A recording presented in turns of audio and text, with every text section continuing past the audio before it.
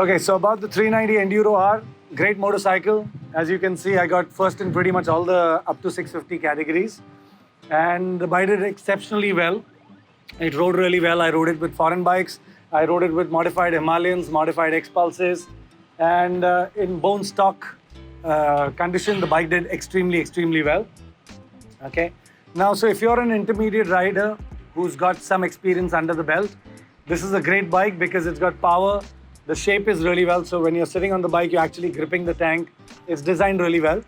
And of course, it's got the power.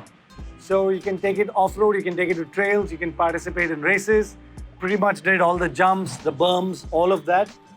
So coming back to how this bike inspires confidence is it's got plenty of power, handles really well, brakes really well. And yes, it is a little heavy, no doubt. But all of that is overshadowed with what the bike can do for you. So did exceptionally well. I'm really happy with it. To tell you the experience that I had with the KLX 230 yesterday in the race, participated in 3 different categories, out of which in 2 categories I had a fall just around the start line. However, since the bike is light and agile, I could pick it up, get back into the race, and not only that, but I could also get the podiums. Now, if you're a beginner, I would say this bike is great because it's light, it's agile, it'll not intimidate you. At the same time, it'll inspire confidence for you to go ahead and take her to trails, take her off-roading, even participate in races. Okay? So for a beginner, I would say this is a great motorcycle. Like a heavy motorcycle will not give you that kind of confidence, but this one will. So to conclude this, I mean, both of these are pretty much off-road motorcycles, off-road spec motorcycles. However, both are completely different.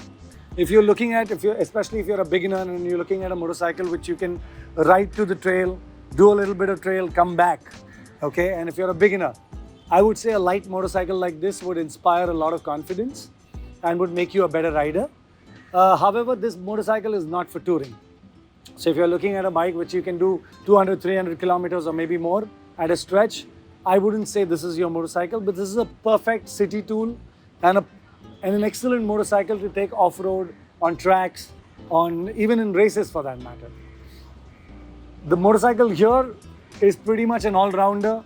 If you're looking at touring, going off-roading, like, riding all the way to the trail, riding on the trail or the race, coming back, and equally fast, okay?